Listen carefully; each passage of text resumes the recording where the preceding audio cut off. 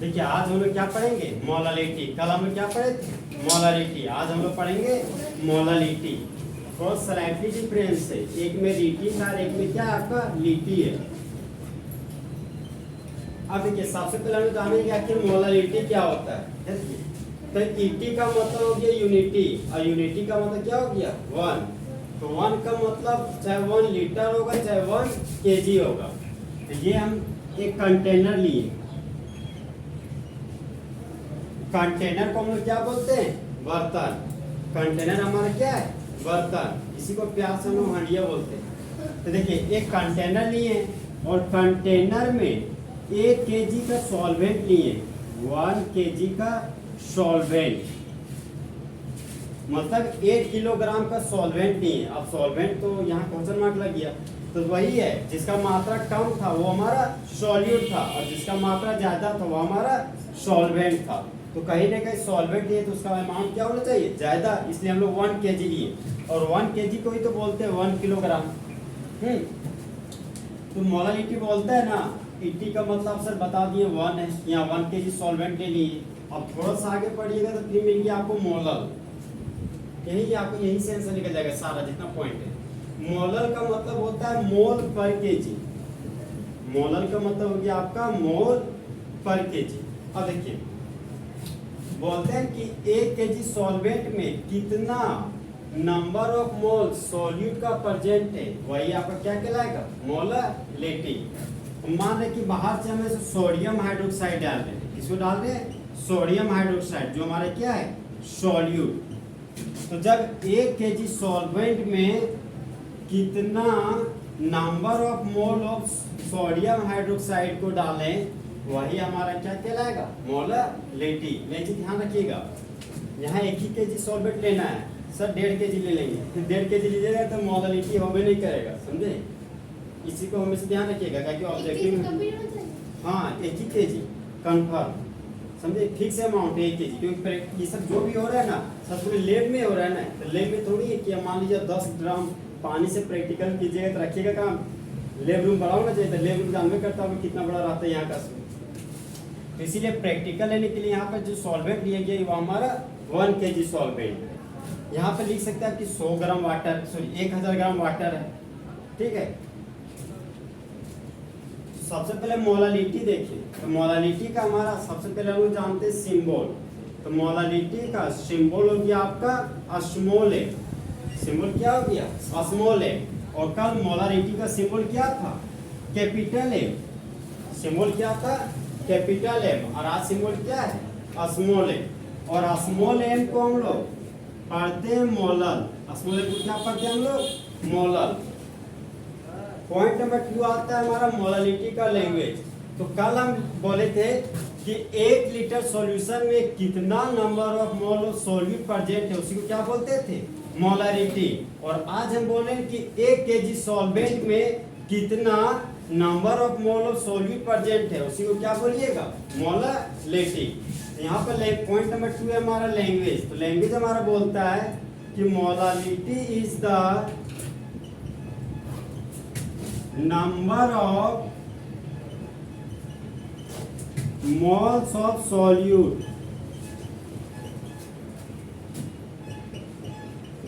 present in 1 kilogram of the solvent। देखिए क्या बोलता है, हाँ बोलता है ना कि 1 किलोग्राम सॉल्वेंट में उपस्थित सॉल्यूट की मोल की संख्या है मोलालिटी। अब आता है हमारा मैथमेटिकल फॉर्म। सर आप तो वर्ड में लिखती हैं, अगर इसको हम सिंबॉलिक फॉर्म में लिखना चाहें, इसको छोटा रूप करके लिखना चाहते कैसे लिखेंगे। तो अब आता है हमारा मैथमेटिकली।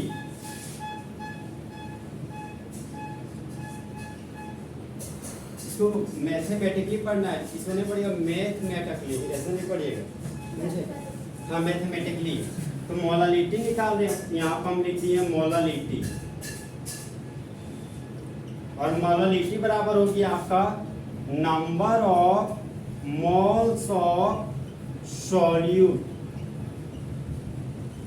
बटा mass of solvent in KG. अब देखिए क्या बोलता है कि जब सॉल्यूट की मोल की संख्या को भागा देते हैं मास ऑफ सॉल्वेंट से, ध्यान रहे ये सॉल्वेंट आपको हमेशा केजी में होना चाहिए, वही यहाँ पर क्या कहलाएगा, मोलरिटी। तो यहाँ पर देखिए कि केजी कंफर्म नहीं किया कि 1 केजी 2 केजी, लेकिन आपको ध्यान क्या रखना है कि 1 केजी में आप निकाल रहे हैं, तो वही आपका क्या कहलाएगा, मोलरिटी। ये हो गया आपका क्वेश्चन नंबर 1। इसी क्वेश्चन नंबर 1 को हम लोग कल भी लिख रहे थे। कल हम लिखे थे कि मोलरिटी बराबर number of mole of solute present in volume of solution in litre. देख रहे हो सेम टू सेम उतर रहा है, तो स्लाइटली डिफरेंस है, इसीलिए ये एग्जाम का और क्वेश्चन एग्जाम में इसलिए पूछता है कि दोनों सेम टर्म है। अब पूछता तो बच्चा कंफ्यूज की पूछा है। देखिए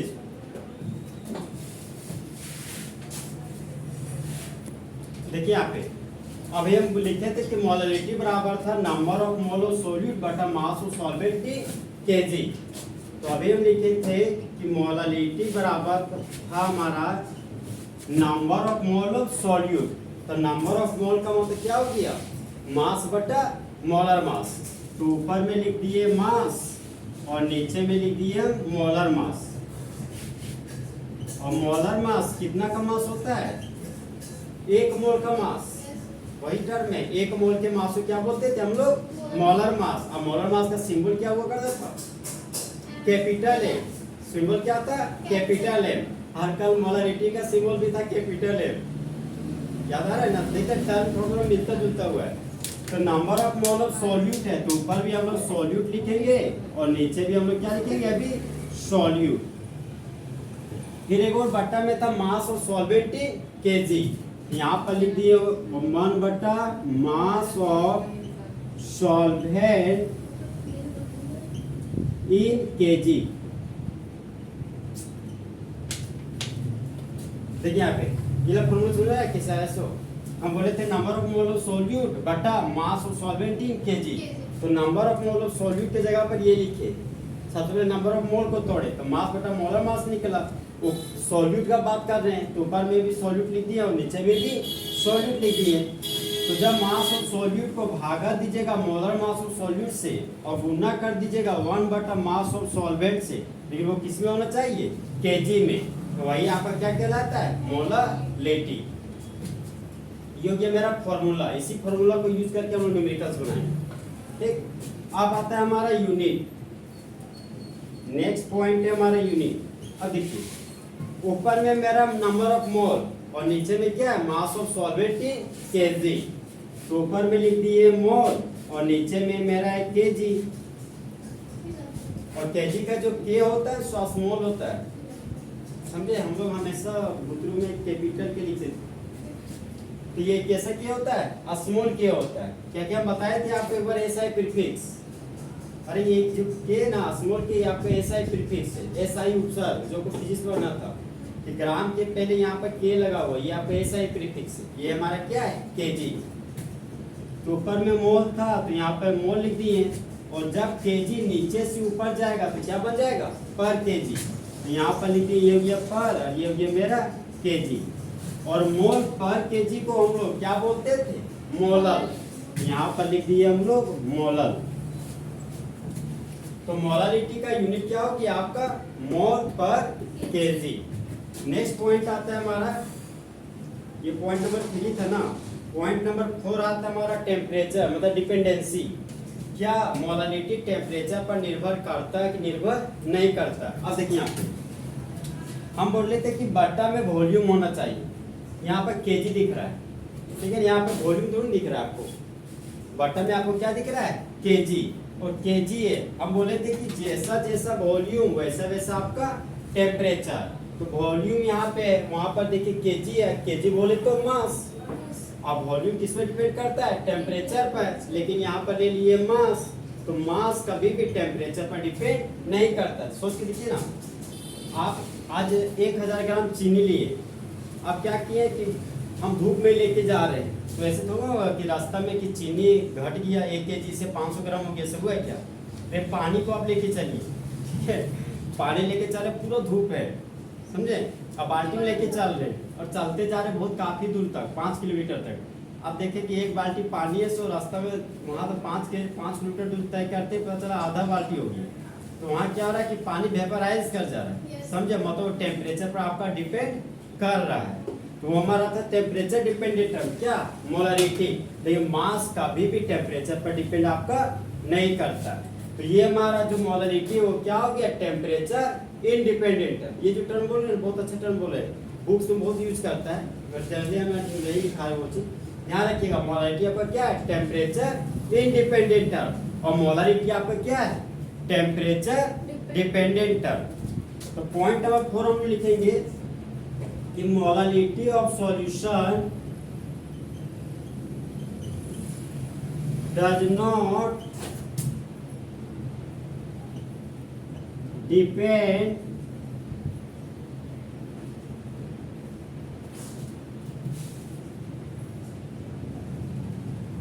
molality of solution change with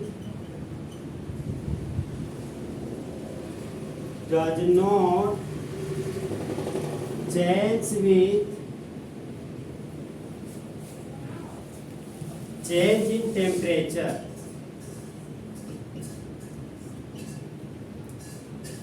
temperature को हम लोग इसी तरह लिखते हैं, तो टेम मत पढ़िएगा, ये आपका क्या है, टेम्परेचर। तो बोलता है कि तापमान में परिवर्तन के साथ परिवर्तित नहीं होता है आपका सॉल्यूशन का मोलरिटी। नेक्स्ट पॉइंट आता है हमारा पॉइंट नंबर 5, बोलता है ना कि मोलरिटी है सो अच्छा कंसंट्रेशन टर्म नहीं है, मतलब सॉल्यूशन में सॉल्यूट की मात्रा को पता लगाने के लिए मोलरिटी आपका अच्छा कंसंट्रेशन टर्म नहीं है। किसके तुलना में, मोलरिटी की तुलना में। जैसे हम लोग एक दूसरे से कंपेयर करते हैं, माने कोई सिंगर है कोई डांसर है, जब माने दो सिंगरे तो हम बोलते हैं कि हाँ कि ए नाम का सिंगर अच्छा है, किसकी तुलना में, बी नाम के सिंगर की तुलना में। तो हम लोग कंपेयर करें तो कंपेयर जब कभी हम लोग करते तो देन का यूज करते हैं, अरे THN देन। तो पॉइंट नंबर 5 हम लोग लिखेंगे कि molarity is the best concentration term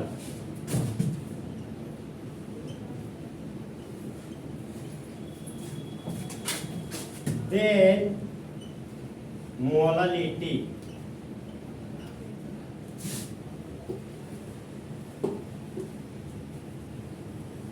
then molarity, ये आपका मोलरिटी यहाँ पे ठीक है, बोल रहा है ना कि मोलरिटी है अच्छा कंसंट्रेशन टर्म मोलरिटी की तुलना में। तो अच्छा कंसंट्रेशन टर्म क्यों है, क्योंकि हम लोग देख रहे हैं कि मोलरिटी है ना टेम्परेचर डिपेंडेंट टर्म है, तापमान बढ़ाएं तो पता चला मोलरिटी बदल गई है। अब मोलरिटी देख रहे हैं कि तापमान बढ़ा रहे हैं तो भी मोलरिटी पर कोई फर्क नहीं पड़ रहा है, घटा रहे तो भी कोई फर्क नहीं पड़ रहा है। इसीलिए जितना भी कंपनी लोग होता है ना मोलरिटी टर्म को यूज करके कभी भी कोई प्रोडक्ट को बेचना नहीं चाहता। वो किस टर्म को यूज करके बेचना चाहता है, मोलरिटी का, क्योंकि मोलरिटी मेरा क्या है, temperature independent term. Sir molarity metal का प्रॉपर्टीज में भी आता है क्या? ये मोलरिटी नहीं, जब कभी आपको मोलरिटी और मोलरिटी मिलेगा ना तो हमेशा सॉल्यूशन के केस मिलेगा, कभी भी आपको मेटल के केस में कभी भी मोलरिटी आपको नहीं मिलेगा, समझे। कभी भी मोलरिटी है ना कभी मेटल केस में कभी सो ही नहीं करता है, क्योंकि हम यहाँ सॉल्यूशन पढ़े ना, और सॉल्यूशन होने के लिए एक सॉल्वेंट और सॉल्यूट चाहिए, मतलब कहीं ना कहीं वो इंडिकेट करता है कि हमको जो सॉल्यूशन बनाना है वो कहीं ना कहीं एक टर्म लिक्विड लेना है आपको। और एक चीज और याद रखिएगा, ये जो मोलरिटी पढ़ रहे हैं वो कैसा सॉल्यूशन है, बाइनरी सॉल्यूशन। कैसा सॉल्यूशन है, बाइनरी सॉल्यूशन। इसलिए यहाँ पर देखिए ना हम हमेशा कर रहे हैं कि सॉल्यूट ही ले रहे हैं और सॉल्वेंट ही ले रहे हैं, मतलब दो ही टर्म ले रहे हैं, एक सॉल्यूट और दूसरे क्या ले रहे हैं हम लोग, सॉल्वेंट। मतलब दो कंपोनेंट का हम लोग हमेशा चर्चा कर रहे हैं, इसलिए हमारा कैसा सॉल्यूशन है, बाइनरी सॉल्यूशन। यही आपको सिलेबस में पढ़ना। तो ये टर्म आपका इंपॉर्टेंट है, ये और ये, समझे। कहीं ना कहीं जो बोल रहे वो आपको एग्जाम में आया हुआ है। ये मोलरिटी, हाँ मोलरिटी जो है ना बहुत, हम जब 12th में थे ना ये क्वेश्चन आया हुआ था, ये वाला एक आया था शॉर्ट के डिफेक्ट से, तो ये आया था सो तुम कंफ्यूज कर गए थे, समझे। तो हम आपको बताए थे क्वेश्चन क्या पूछा था, बोलता है कि molality of solution does not depends of बोला था कि टेम्परेचर इंडिपेंडेंट टर्म है। Option number A molarity, option number B molality, option number C both और option number D none of this. तो क्या मानिएगा? मोलालिटी। एक मोलारिटी भी है तो कंफ्यूज मत कीजिएगा, एक रिटी है आपका लिटी है ये। हाँ ये सिलेक्टेड डिफरेंस याद रखिएगा। और यूनिट क्या याद रखिएगा? मोल पर केजी सॉल्वेंट। अब हमको बताइए एक और आता है आपका सब्जेक्टिव जो 12th में आता है क्वेश्चन आता है ये क्या state the difference between molarity and molality. यही क्वेश्चन पूछता है 3 नंबर। तो एक हाथ में मेरा मोलारिटी है, दूसरा हाथ में मोलालिटी है। एक हम बोलेंगे दूसरा आप बोलिएगा। मोलारिटी का सिंबल होता है कैपिटल एम, तो मोलारिटी का सिंबल क्या होगा? Small m. ठीक है।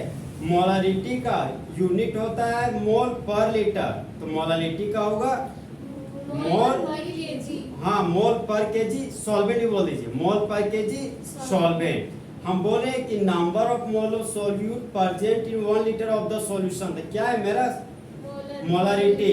और यहाँ बोले कि number of mole of solute present in 1 KG of the solvent, क्या बोल रहे हैं? मोलालिटी। हम बोले कि तापमान पर निर्भर कर रहा है, क्या बोल रहे हैं? मोलारिटी। हम बोले टेम्परेचर पर निर्भर नहीं कर रहा है, मोलालिटी। ठीक है। हम बोले कि एक अच्छा कंसंट्रेशन टर्म है सॉल्यूट की मात्रा को बताने का, तो मोलारिटी बोलना चाह रहे हैं कि मोलालिटी?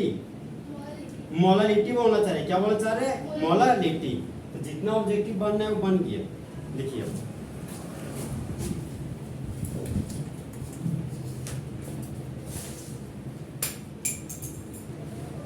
तो अब हम लोग का नेक्स्ट टॉपिक है हमारा दोस्त मोल फ्रैक्शन। तो अब हम लोग पढ़ेंगे मोल फ्रैक्शन। Mole fraction. अच्छा फ्रैक्शन कभी सुने क्या? फ्रैक्शन, फ्रैक्शन से लगता है रेशियो, रेशियो वाला टर्म है। फ्रैक्शन का मतलब शायद अनुपात होता है हिंदी में। अरे देखिए अनुपात एक ये होता है, इसी को इज टू भी पढ़ते शायद, है ना? अगर यहाँ पर 2 और यहाँ पे 1 आता तो 2:1, 2 अनुपात 1। एक है हमारा मोल फ्रैक्शन। तो मोल फ्रैक्शन के पास गए, अब पूछे कि तुम्हारा सिंबल क्या है, तो बोलता है कि जो मेरा सिंबल है दोस्त वो हमारा x है। सिंबल क्या है हमारा? x। और x को है ना तो तुम जीटा पढ़ना। क्या पढ़ना? जीटा। अब देखिए ये हो गया मेरा जीटा। लेकिन हम बुक्स का स्टडी कर रहे थे ना, तो देखिए वो नया चीज तो x है ना, वो x को बुक से एक और तरीके से लिखता है। बोलता है ना कि अगर स्मॉल x होगा ना, जो ये x है थोड़ा सा घिंचा हुआ रहेगा, मतलब ये x ही है स्मॉल x, समझे? और वो थोड़ा सा पुल किया हुआ, मतलब थोड़ा सा हल्का खिंचा हुआ, इसी का नाम है ना सुकाई है। मतलब मोल फ्रैक्शन का 2 सिंबल है, एक कैपिटल X भी आपका स्मॉल x भी है। इसी का नाम जीटा और इसी का नाम काई है। अरे चाय चाय नहीं है, काई। जैसे कौवा कौवा काव काव करता है तो लगता है काय काय। ये सब क्या बोलते हैं, चाइना वाला बोलता है ची चाय चू। तो देखिए ये जो आपका सो काई है, तो जीटा का एक और नाम क्या है हमारा? काई। ये सबसे ज्यादा आपको कोई बच्चा बोलेगा तो आपको जीटा ही बोलेगा। ध्यान रखिएगा कि एक्स को जीटा बोलते हैं और जीटा को हम लोग क्या बोलते हैं? काई। हाँ अब देखिए यहाँ पे हम बोले ना कि ए और बी नाम का 2 दोस्त है और दोनों दोस्त आपस में जुड़कर एक सॉल्यूशन बनाया। यहाँ पर लिख दिए हम लोग सॉल्यूशन। अब हम बोले ना कि जो ए है ना वो 10 मोल है, मतलब वो 10 मोल घर से लेके चला सॉल्यूशन बनाने के, और जो बी है ना हमारा वो हम बोल रहे हैं कि 20 मोल लेके चला हमने, और दोनों मोल को मिला रहे हैं तो 20 10 30 मोल, तो सॉल्यूशन कितना मोल का बनेगा? 30 मोल का। अब देखिए अब ये ए और बी बोलता है ना कि मोल फ्रैक्शन मेरा, मैंने ए बोला है कि हम उसको पूछे कि भाई तुम्हारा मोल फ्रैक्शन क्या है, तो बोलता अभी बताते हैं। फिर बी को पूछे तुम्हारा मोल फ्रैक्शन क्या है, तो बोलते वेट करो बता रहे। देखिए यहाँ पे तो हम बता रहे हैं कि मोल फ्रैक्शन ऑफ ए का निकालने जा रहे हैं। तो सबसे पहले हम लोग ए का मोल लिखेंगे, तो ए का मोल कितना हो गया? 10 मोल। तो ऊपर में लिखते हैं 10 मोल। और हम देखिए यहाँ पे ए का मोल हो गया 10 मोल और हमको टोटल मोल लिखना है, बटा के नीचे सॉल्यूशन लिखना है, तो 20 से 10 कितना हो गया 30 मोल। तो टोटल मोल हो गया मेरा 30 मोल, ऊपर भी मोल और नीचे में भी मोल आ गया। तो मोल मोल क्या हो गया कैंसल आउट, इसको काट दिए और 0 0 क्या हो गया कैंसल आउट। अब देखिए अब हम लोग मोल फ्रैक्शन ए का निकाल चुके हैं, अब हम लोग मोल फ्रैक्शन बी का निकाल के देखते हैं। ये हो गया हमारा मोल फ्रैक्शन ऑफ बी। तो बी का मोल कितना आपका 20 मोल, यहाँ पर ऊपर में लिख दिए 20 मोल और नीचे में हमको टोटल मोल लिखना है, मतलब सॉल्यूशन का मोल लिखना है। तो 20 से 10 30 मोल है, तो सॉल्यूशन में हम कितना मोल लिखेंगे 30 मोल। अब देखिए ये मोल मोल क्या हो गया कैंसल आउट। तो इसको अब कीजिएगा तो ये 0 0 कीजिएगा तो 6.60 कुछ इस तरह आएगा, 3 2 0.0 3 6 18 हम तो 0.66 करके आएगा कुछ। तो ए का मोल हम लोग को प्राप्त हो रहा है और हमको बी का मोल प्राप्त हो रहा है। यहाँ पे देखिए दो चीज आपको सीखने को मिलेगा, ऊपर भी मोल नीचे भी मोल। तो मोल मोल क्या हो गया आपका कैंसल आउट। तो मोल फ्रैक्शन हमारा कैसा क्वांटिटी है यूनिट लेस क्वांटिटी, चाहे बोल सकते हैं कि mole fraction it has no unit, mole fraction के पास किसी भी तरह का कोई यूनिट नहीं है। अब देखिए अब आता है मेरा टेम्परेचर वाला टर्म। तो नीचे में देखिए क्या आपको वॉल्यूम पता चल रहा है लिखा हुआ, अरे नीचे में यहाँ पे वॉल्यूम है लिखा हुआ, अरे वॉल्यूम थोड़ी ये 30 मोल है, क्या यहाँ पे वॉल्यूम दिख रहा है नहीं, यहाँ पर दोनों जगह पे वॉल्यूम नहीं दिखा। इसका मतलब अगर वॉल्यूम है ही नहीं तो वो टेम्परेचर पर डिपेंड नहीं करेगा। तो आपका मोल फ्रैक्शन कैसा टर्म हो गया टेम्परेचर इंडिपेंडेंट टर्म। कैसा टर्म हो गया हमारा टेम्परेचर इंडिपेंडेंट टर्म। ये वाला पोर्शन समझ में आया आपको कैसे कैसे कैलकुलेट कर रहे थे सो। अब लिखिए तो मोल फ्रैक्शन का सिंबल क्या हो गया आपका कैपिटल एक्स। एक आप लोग देखते होंगे टीवी में एक्स फैक्टर डांस वाला होता है, डांस, अरे डांस वाला होता है उसमें डांस करता है, एक्स फैक्टर होता है। तो अच्छा डांस कीजिएगा तो आपको ऐसे हाथ में करेगा वहां पे लिखेगा एक्स फैक्टर, मतलब वेरी गुड। अब देखिए मोल फ्रैक्शन का सिंबल हो गया हमारा एक्स, और एक्स को हम लोग क्या बोलते हैं जीटा। पॉइंट नंबर 2 आता है जी मत करिए उसको जीटा। पॉइंट नंबर 2 आता है इसका लैंग्वेज। तो लैंग्वेज हमारा कि mole fraction is the ratio of number of moles of one component to the number of moles of all the components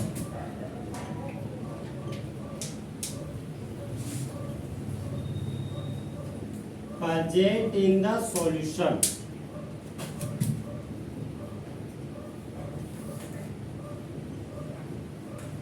तो अभी हम जो बोल रहे थे वही चीज लिखे, हम क्या बोल रहे थे ए का मोल बटा टोटल मोल, बी का मोल बटा टोटल मोल, उसी को क्या बोले थे मोल फ्रैक्शन। ठीक है वही चीज लिखे। बोल रहा है ना कि सॉल्यूशन में उपस्थित हाँ सभी कंपोनेंट की मोल की संख्या, या आगे आपका बटा वाला थी ऊपर में आपका जब एक कंपोनेंट के मोल की संख्या को भागा दीजिएगा हाँ नंबर ऑफ मोल सभी कंपोनेंट से कहाँ पे सॉल्यूशन में, तो वही आपका कहलाएगा मोल फ्रैक्शन। पॉइंट नंबर 3 आता है हमारा इसका मैथमेटिकल फॉर्म। यहाँ पर लिखेंगे कि लेट अस, चाहे कंसीडर भी लिख सकते हैं, consider a binary solution, binary solution A and B in which, देखिए यहाँ पे बोल रहा है कि माना कि एक बाइनरी सॉल्यूशन है A और B जिसमें आपका एक आएगा आपका Na, तो Na हो गया हमारा N क्या हो गया नंबर ऑफ मोल, और किसका निकाल रहे हैं आप लोग A का, यहाँ पर लिखेंगे हम लोग number of moles of component ए। एक आएगा हमारा फॉर्मूला निकालते वक्त एनबी, तो एनबी हमारा number of moles of component B. A component की मोल की संख्या क्या कहला रहा है, एन ए। बी कंपोनेंट की मोल की संख्या आपका एन बी कहला रहा है। अब देखिए ये एन ए, एक हम लोग ये भी एन ए पढ़े थे, ये कौन सा नंबर था, अवोगाड्रोस नंबर। और ये क्या है हमारा number of moles of component A, और एन बी हमारा क्या है number of moles of component B. देखिए फॉर्मूला लिखना है,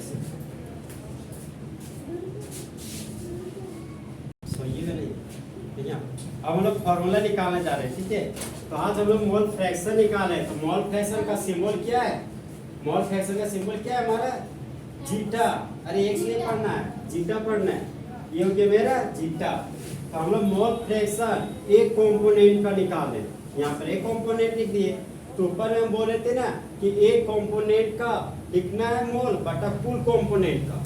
यहाँ पे देखिए बोल रहे number of mole of one component, अरे लैंग्वेज जो लिखे थे वही लिख रहे हैं आप। देखिए number of mole of one component to the number of mole of A component and number of mole of B component present in the solution. उसी को क्या बोले थे, मोल फ्रैक्शन। यहाँ देखिए, यहाँ number of mole of one component, number of mole of all the component present in the solution, वही हमारा मोल फ्रैक्शन कहलाता था।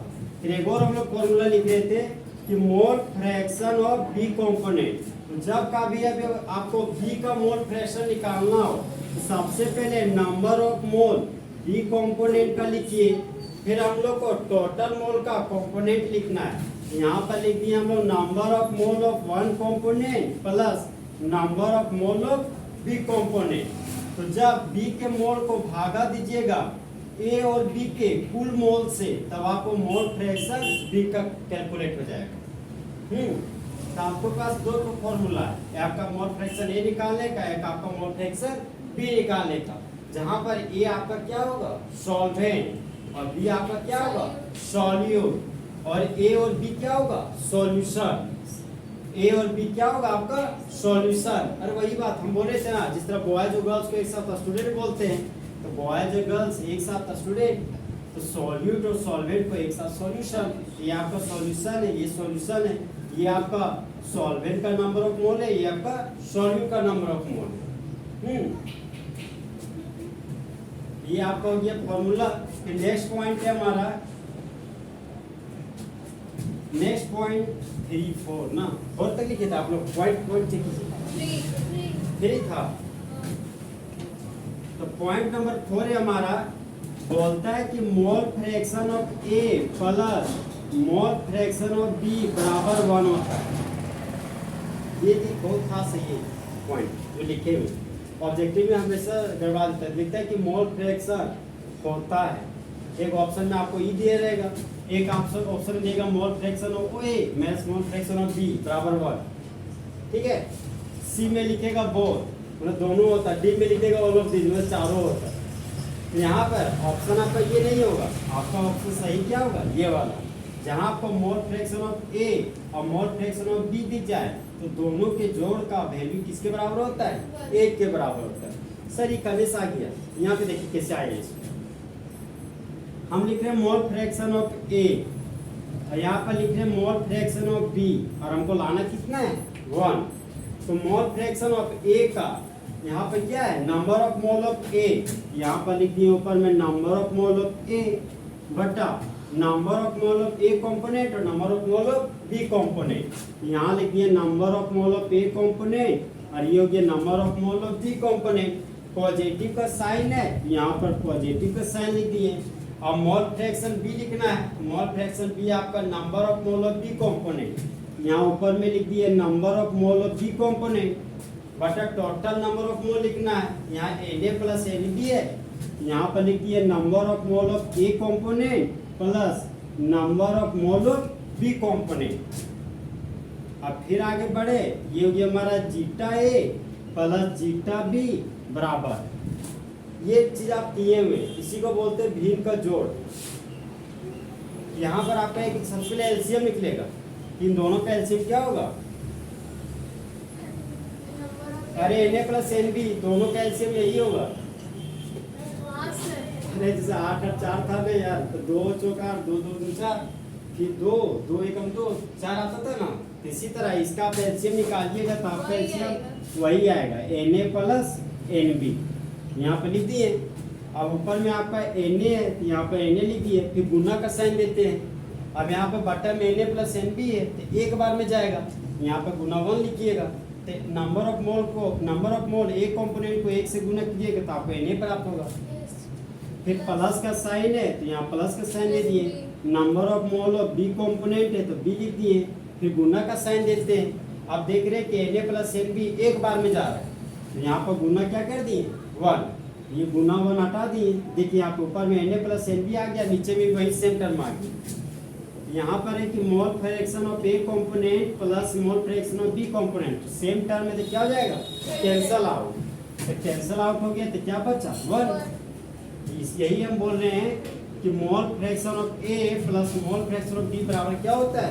1। इसी को लैंग्वेज में हम बोल रहे थे, लैंग्वेज में हम लोग लिखेंगे कि sum of mole fraction of A component and B component is always equal to 1। सुनाया बात? मोल फ्रैक्शन ए और मोल फ्रैक्शन बी के जोड़ किसके बराबर होता है? 1 के बराबर। जब कभी आपको मोल फ्रैक्शन ऑफ ए पता चल जाए और मोल फ्रैक्शन ऑफ बी आपको निकालना रहे, तो आप क्या किए जाते हैं कि एक में जो मोल फ्रैक्शन ऑफ ए प्राप्त हो उसको घटा दीजिएगा, तो आपको बी का अपने पता चल जाएगा। समझ पा रहे क्या बोला चाह रहे? सो मान लीजिए ए का मोल फ्रैक्शन आप निकाल लिए, अब आपको बी का मोल फ्रैक्शन निकालना है, तो मोल फ्रैक्शन ऑफ बी बराबर लिखिएगा कि एक में घटा दीजिएगा जो मोल फ्रैक्शन आपको ए प्राप्त हुआ है ना उसमें। मान लीजिए मोल फ्रैक्शन ऑफ ए हमको प्राप्त हुआ है 6.00, इसी तरह प्राप्त हुआ है, चाहे 0.60 प्राप्त हुआ है। अब मोल फ्रैक्शन बी निकालना है, इस वैल्यू को किसमें घटाइएगा? 1.00। जो आपको वैल्यू प्राप्त होगा वो आपका बी का मोल फ्रैक्शन प्राप्त हो जाएगा।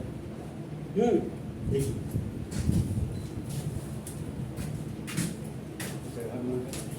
अब आप 2 पॉइंट लिखाएंगे छोटा छोटा। सर बोलिए सर। हाँ लिखिए। बोल के लिखाइए। अच्छा लिखिए। Mole fraction. हाँ, mole fraction does not depends on the temperature.